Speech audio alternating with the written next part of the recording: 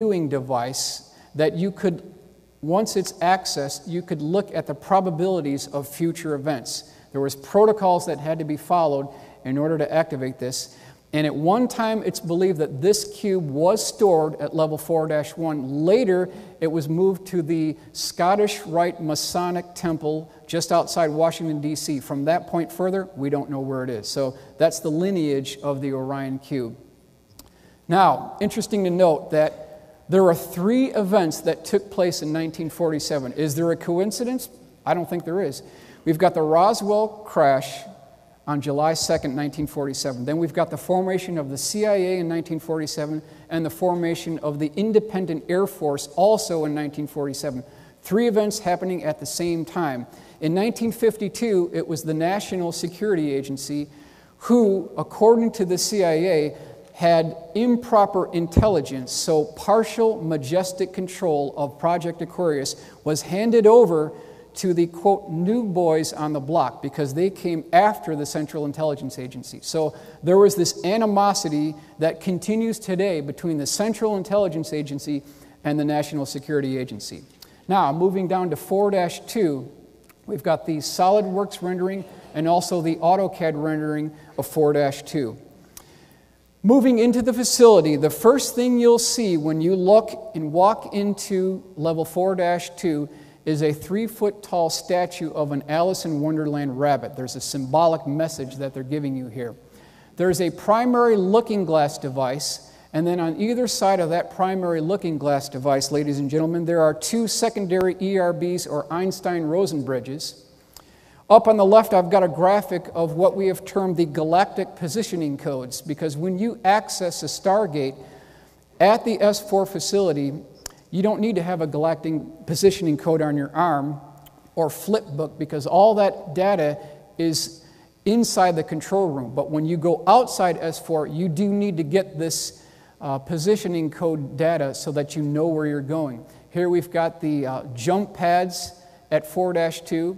And then down here we've got the Project Sidekick storage facility. There's also one just below that. To the right, we've got weapons research and development. I've got a blown-up view of the looking glass device here. We're going to consider something called the doctrine of convergent timeline paradox.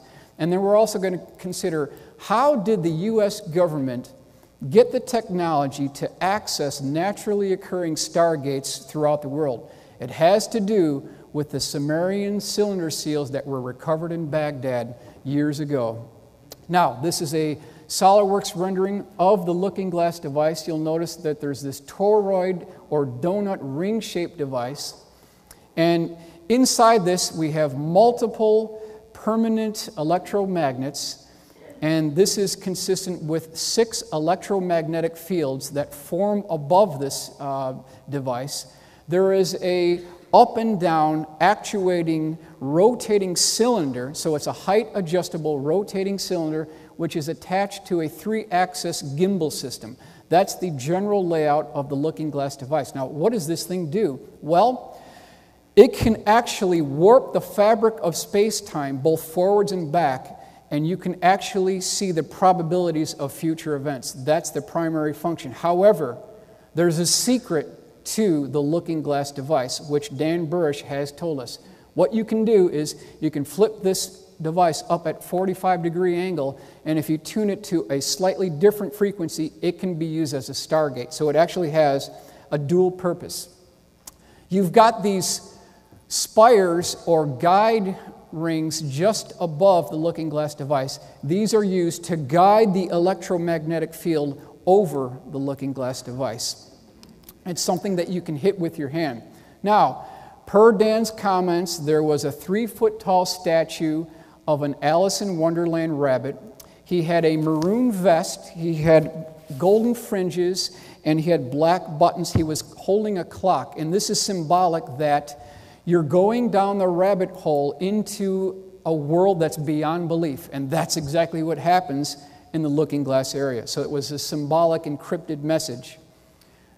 Now, when we talk about time travel and we talk about the doctrine of convergent timeline paradox, in my assessment, there is no better illustration of this concept than the movie Back to the Future 2.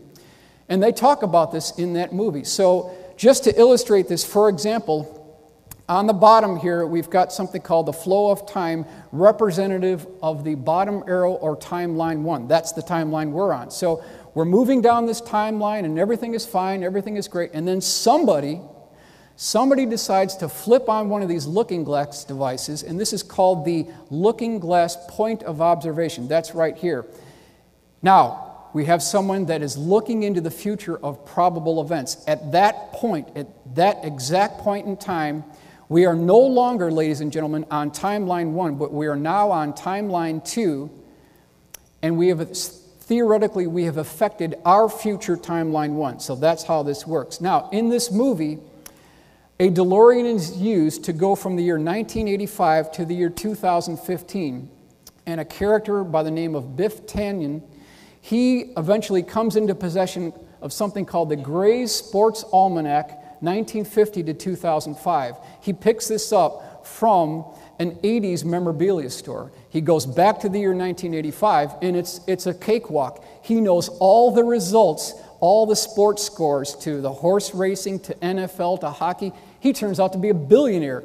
It's just incredible. But in the process of doing that, he completely destroys himself, everyone he's with, and everything, all the surroundings. So you can see of the catastrophic consequences of looking into the future.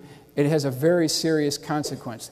And that's borne out by what we see here with the Mayan calendar. Some believe, ladies and gentlemen, that on December 21st of 2012, it's the end of the world. However, some take a more positive approach and indicate that this is a new dawning of an age of enlightenment. And this is, if we flip over to the Prophecy Rock by the Hopis here, they have a similar motif.